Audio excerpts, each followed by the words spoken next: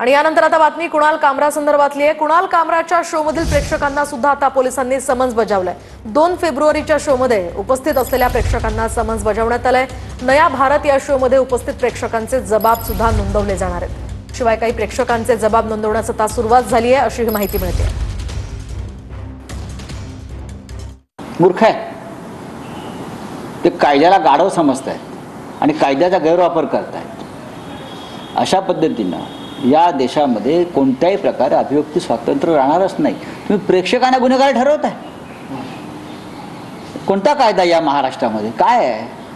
आणीबाणीपेक्षा भयंकर आहे। इंदिरा गांधींची आणीबाणी ही यांच्यापेक्षा 100 पट उत्तम होती। अशा प्रकारचा सगळा कारभार महाराष्ट्रात सुरू आहे। आणि हे म्हणे आणीबाणी विरुद्ध लढले, भंपक आणि बोगस लोक हे आणीबाणी विरुद्ध लढले, सेन्सॉरशिप विरुद्ध लढले। इंदिराजींच्या काळामध्ये चित्रपट बघायला गेलेल्या लोकांना अटका होत नव्हत्या। अभिव्यक्ती स्वातंत्र्याचा गडचेपी नाही, खड्डा खोदून त्याला पुरवणं आहे, हा कळस आहे।